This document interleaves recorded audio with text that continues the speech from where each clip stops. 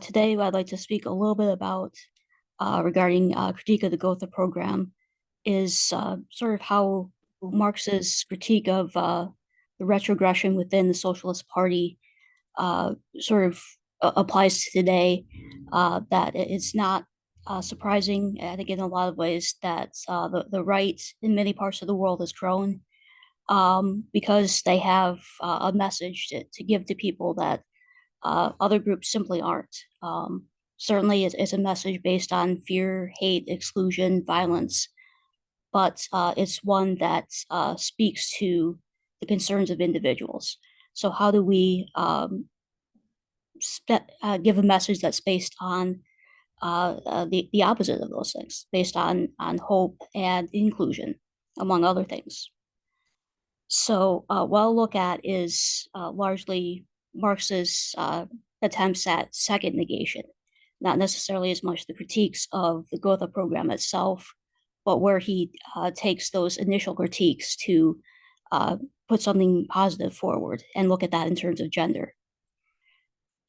Certainly, we've seen an era in this time frame in the United States and elsewhere where there's been egregious attacks on basic rights.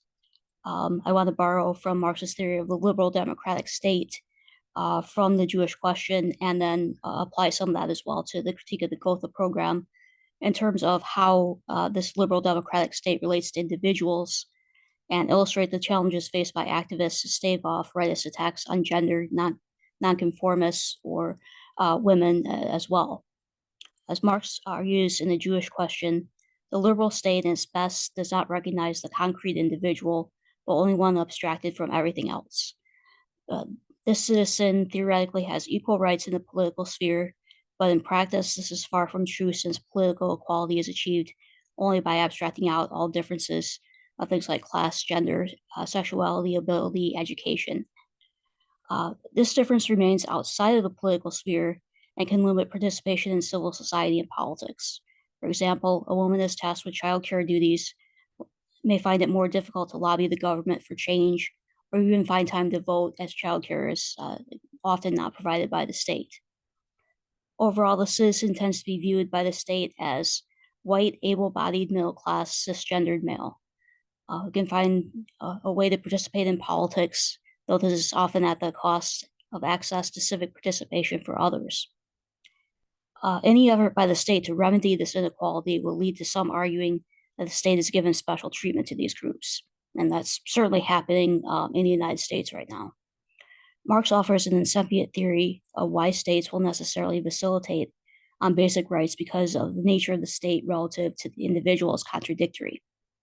While we cannot rely on the state to be a consistent supporter of women's or LGBTQ plus rights, an understanding of how the state functions is essential for its instrumental use in times where attenuation of oppression is needed in the short term, and for theorizing a way out of this racist, sexist, classist, heteropatriarchal system in the long term.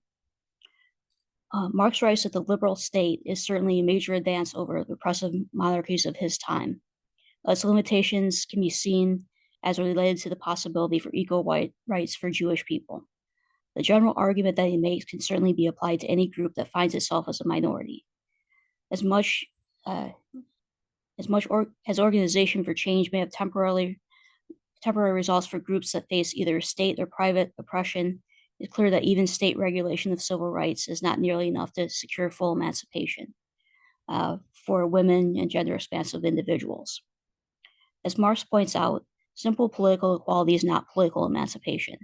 In fact, the abolition of a distinction, often based on structural oppressions, must presuppose that the distinction actually exists. This distinction is then alienated from the individual species being. The state ignores the differences of the individual to bring them into community. Thus, the individual is fractured into multiple parts, where only the most abstract aspects of humanity are acknowledged by the state and by other human beings. One remains a citizen, but qualifiers must be added, which can ultimately lead to a sort of second-class citizenship. All the more so, the more structural inequality exists.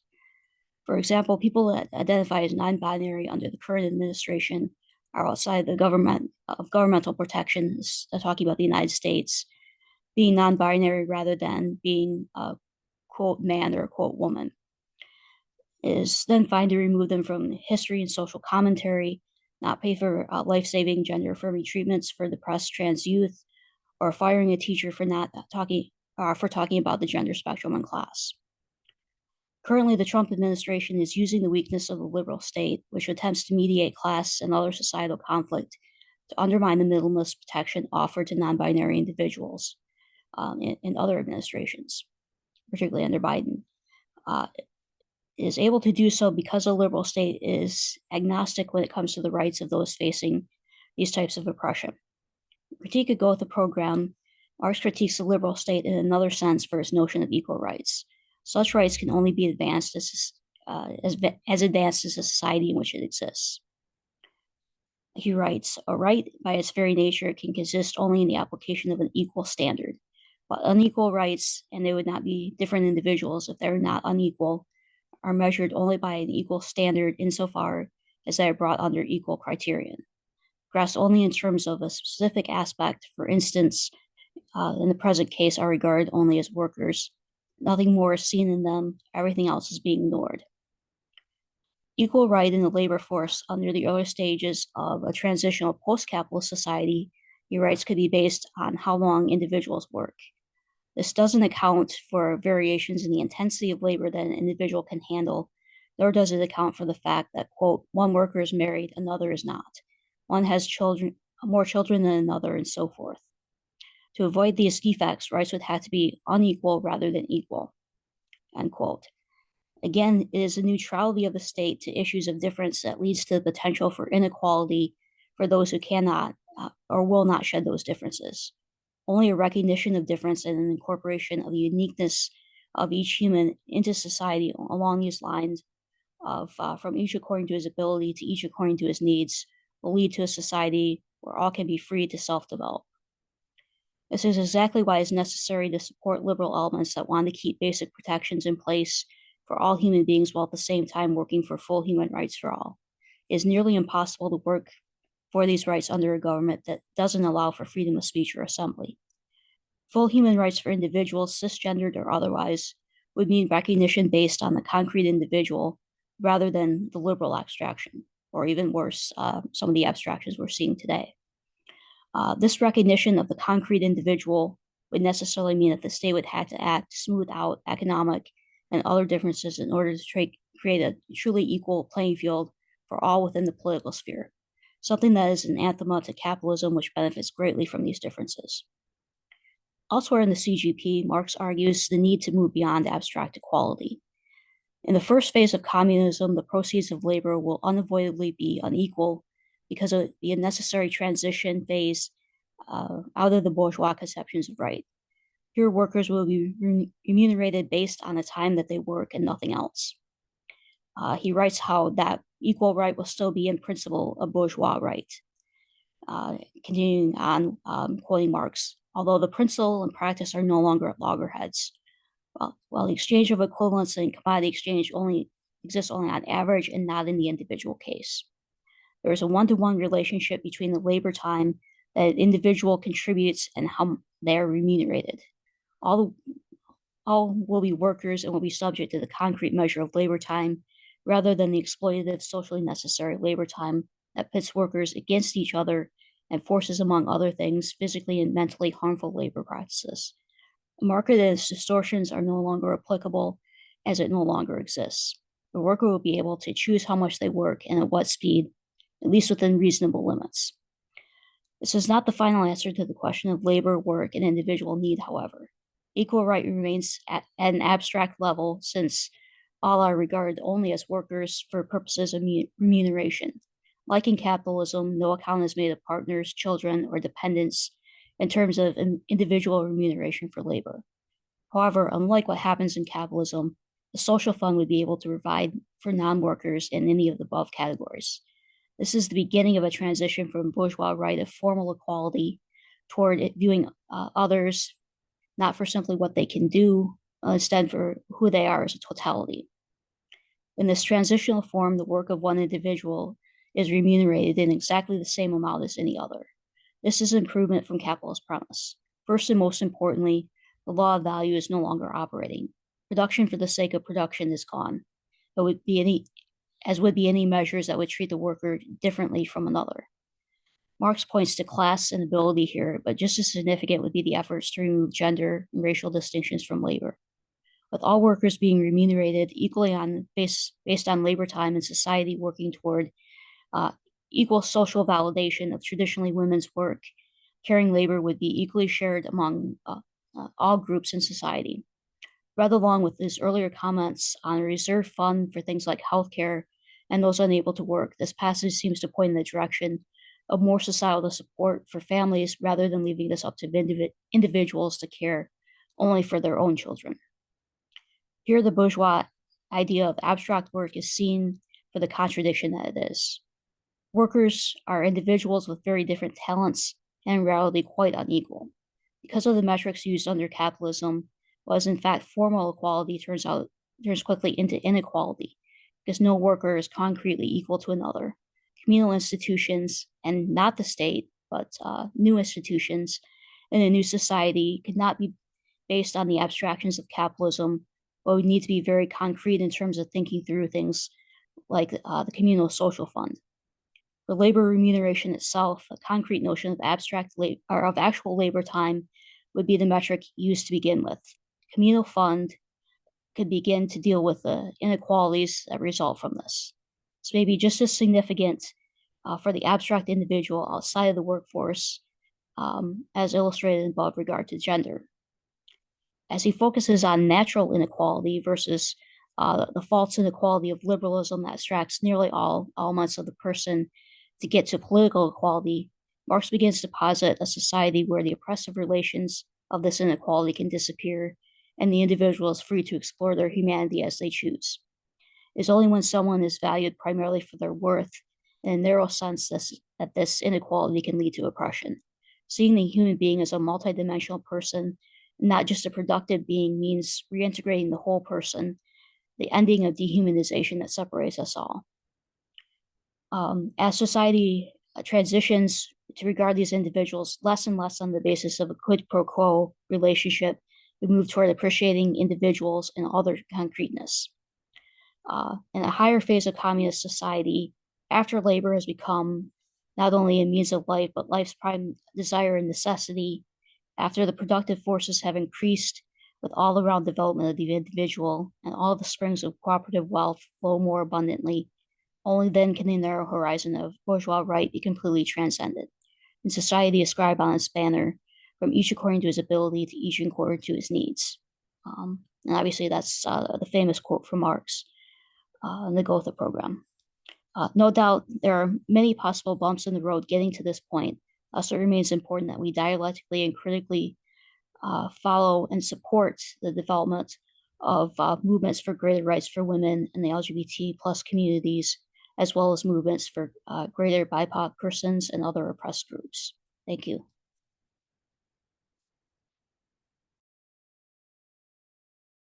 Okay, thank you, Heather. It was a great presentation. And next we have Thomas. So you're ready? Go right ahead.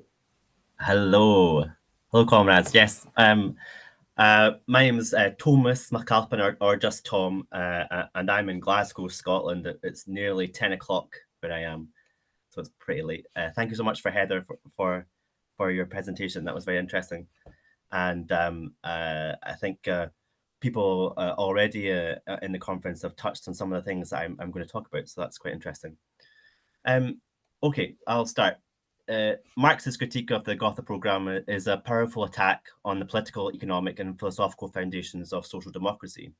It was written just as social democracy was taking off in Germany and set to become a model for socialists around the world.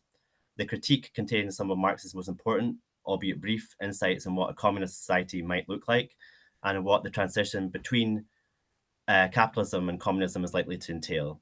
It also helps us to think about how we should organize today, especially when combined with Marx's other late writings and his critique of political economy. But the critique is full of puzzles. Marx might go further here than elsewhere in elaborating on his views on the alternative to capitalism. Yet in crucial questions, he remains ambiguous and open to different interpretations. He refuses to take speculative flea hops and insists on the need for scientific investigation. Commentators are divided. Is the Marx of the critique productivist or not? Is he libertarian or authoritarian, or at least centralist? What is the nature and, importantly, the duration of the transitional dictatorship of the proletariat? One of the biggest puzzles, for me at least, relates to political organizing in the state. Marx argued clearly and consistently, right until his death in 1883, that the priority of the working class was to organize in national political parties and utilize universal suffrage where it existed to take power. In countries such as the United Kingdom, the United States, the Netherlands, and later France, he thought that a peaceful transition to socialism or communism through parliament was at least possible, although in fact he raised the likelihood of slave owners' rebellions against any groundswell of support for socialism. How do we reconcile Marx's inspiring praise of the Paris Commune's radical democracy and hence critique of representation in the Civil War in France, 1871, with his support for workers' participation in bourgeois representative democracy? Despite his very real outrage at what he called the objectionable and demoralizing program of the new Socialist Workers' Party of Germany, and despite his threats to publicly break from it, Marx maintained his support to the end. We know, however, that social democratic parties quickly moved to accommodate themselves to capitalism and the state, rather than act as a vehicle for their transcendence. Could Marx's political strategy have avoided this? What sort of political party would have lived up to the critique of the Gotha programme? One angle to look at the critique is to situate the text not just in the aftermath of the Paris Commune of 1871, but also in relation to the fierce debate between Marx and the General Council and the libertarian sections of the First International, whose main spokesperson was Michael Bakunin. Marx famously wrote private notes on Bakunin's statism and anarchy of 1873, the so-called conspectus, just a few months before the critique of the Gotha programme. And I only found out recently how close the two texts were when they were written. The two texts illuminate each other to an extent, while leaving many questions unanswered.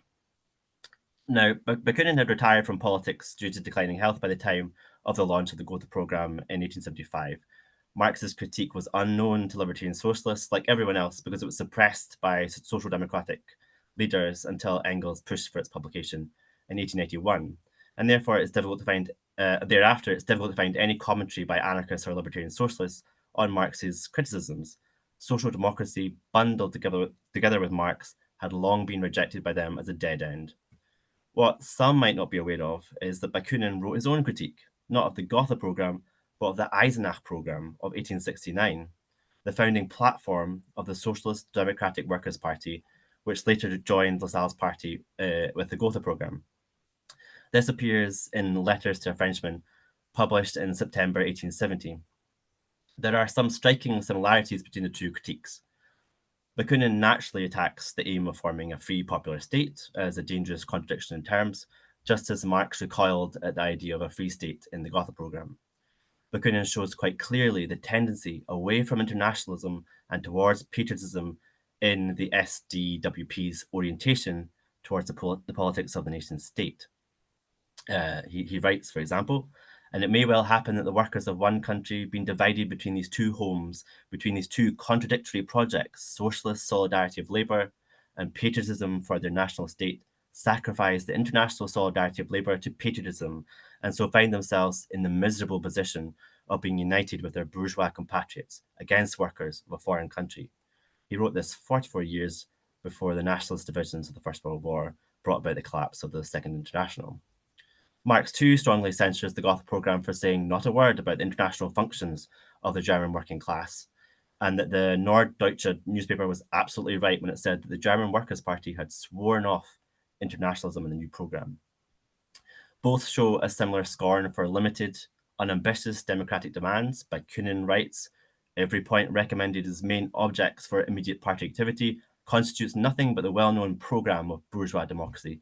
And compare what Marx says in the Gotha programme, its political demands contain nothing but the old democratic litany familiar to all. Likewise, both Bakunin and Marx reject the demand for state aid for workers' cooperatives. Bakunin warns that this would lead to labour commissioned by the state, and that it was characteristic of authoritarian communism or state socialism which would culminate following economic centralism in the state as a single capitalist and state capitalism. Bakunin would undoubtedly have said that this was Marx's goal, as shown in the Communist Manifesto, but Marx explicitly argues for the autonomy of working class organizations. Present cooperative societies, he writes, are of value only insofar as they are independent creations of the workers and not prodigies of either of the governments or of the bourgeois. That the two critiques have important points in common is not altogether surprising. Marx and Bakunin were both internationalist, revolutionary socialists who stood for the emancipation of the working class and the abolition of the state to be replaced by an association of free and equal producers and the self-government of the commune. Marx was in fact influenced by the developing organizing of federalist workers in France, above all, and even by the anti-statist critique of libertarian sections in the First International, including by Bakunin. This is a point also made by Michael Lowy.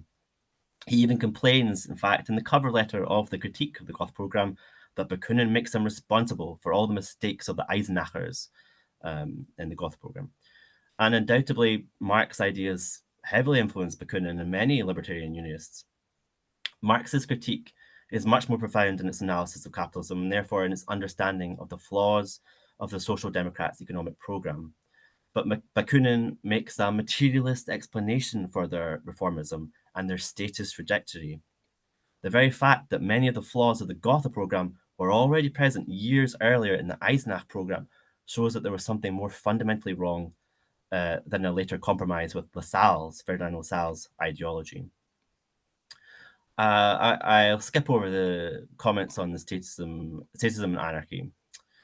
Anarchists and libertarian socialists would generally disagree with the critique of the Gotha program for at least two reasons. Marx's defense of the revolutionary dictatorship of the proletariat, of course, and his apparent failure to understand the structural reasons for social democracy's reformism. It is possible to answer these objections drawing on a Republican reading of Marx's politics.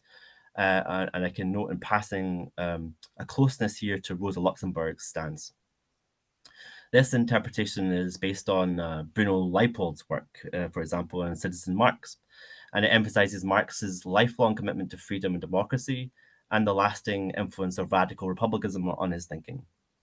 Radical Republicans sought to build institutions of non-domination to defend and extend popular control in the Democratic Republic.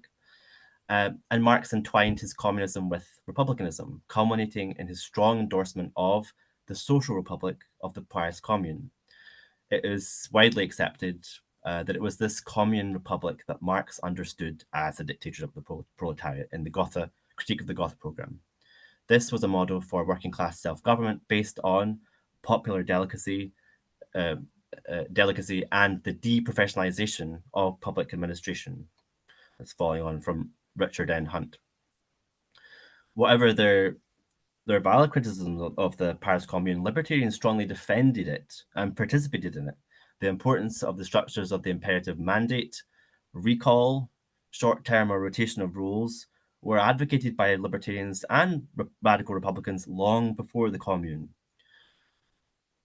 Peter Kropotkin's later criticisms of the Paris Commune, and indirectly, therefore, Marx's claim in the Civil War in France that it was the political form at last discovered under which to work out economical emancipation of labour, remain important and does not amount to mere nitpicking.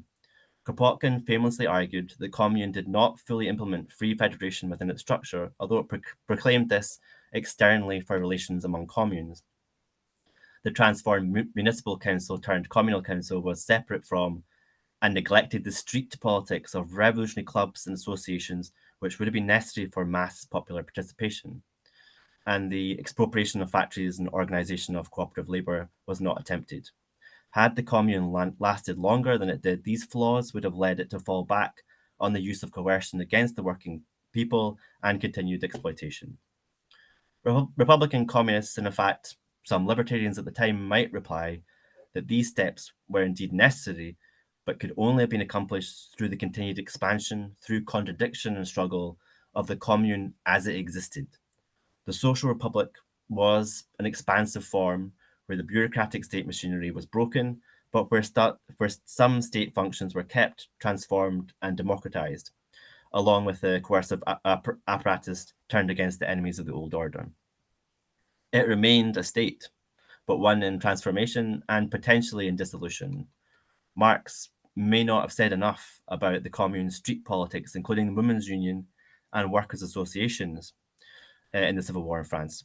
But by his own logic, the Communal Council would had to have integrated local decision-making structures side by side with a federation of workers' associations in control of their workplaces. Only this could have lived up to what the critique says in converting the state from an organ superimposed upon society into one completely subordinate to it. This vision of the part destruction, part transformation, and overgrowing of the state seems more viable and suited to the complexity of social reality than some libertarian calls for a simultaneous abolition and replacement of the state by a fully functioning, directly democratic alternative. Implicit also in the critique of the Gotha programme was that there could have been another model for a socialist party. How this could have been organised and what it would have looked like is unclear. We know that 5 years later, in the preamble to the French Workers' Party, Marx wrote that the party of the proletariat must use all the means available to it, including universal suffrage, which will thus be transformed from the instrument of deception that it has been up till now into an instrument of emancipation. This echoes his claim in the Civil War in France that universal suffrage was transformed in the Commune into something to serve the people in place of the old mode of misrepresentation in Parliament. But what exactly could this mean in practice? For Bruno Leipold, for example, Marx and other socialists assumed that the party itself would provide the necessary link between workers and their party representatives. Based on the historical evidence of these parties, however, we can say that this is inadequate. Bakunin's critique, therefore, of social democracy and state capitalism remains compelling, as is his emphasis on the working class's own organizations and struggle outside of the state as the locus for social transformation. But on the other hand, apart from Bakunin's possible voluntarism and disregard of material conditions, both of which Marx raised, we could also argue that Bakunin's strategic recommendations had their own flaws and limited success. In our own time, we might recognize Marx's insistence that, quote, all arms with which to fight must be drawn from society as it is, or that there must be a diversity of tactics. Do we think it possible, for example, to fight catastrophic climate change without seriously engaging with elections? Can we fight the rise of fascism without doing so, or avoid using this to end the genocide in Gaza?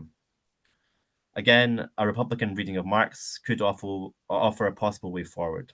This would insist on a critique of representation in existing politics and the necessity of countering state domination through attempting to extend democratization in structures where possible. Radical Republicans, for example, have explored the use of citizens' assemblies, of course, sortition, and other democratic mechanisms. We could imagine, however, that participation in elections is only one of several tactics carried out by anti-capitalists and should not take precedence over organizing workplace and community struggles and intersectional social movements, especially where these create directly democratic institutions and prefigurative forms of association. I only have 1 minute left, so I'll see if I can wrap up. Radical democracy, including delegative structures, should be used internally in any party organization. Electoral parties or coalitions should be accountable to working class people and their independent organizations. There should be a strong understanding of and measures taken against the real danger of state co-optation. Jason Hickel has also suggested strong policies mass eco-socialist parties might have to extend workplace democracy and public control of investment for radical social and ecological change. But unlike Marx, Hickel views the state as a neutral tool, as he recently put it, rather than an institution tied to capitalism and minority rule. His vision of what winning power would mean and of a suspiciously gradualist move away from capitalism is problematic. My last paragraph, the critique of the Gotha programme, alongside Marx's critique of political economy, humanism, and late writings, remains essential when thinking about the possibilities and limitations of socialist proposals in our own time. It's down to us to discover new and different forms of political organising and learn the lessons of past mistakes. But Marx's insights of what it would mean to go beyond the law of value, his outline of the transition from capitalism to communism, and demolition of socialist politics not up to the task of revolutionary democratic social change can help us in this task. Thank you very much.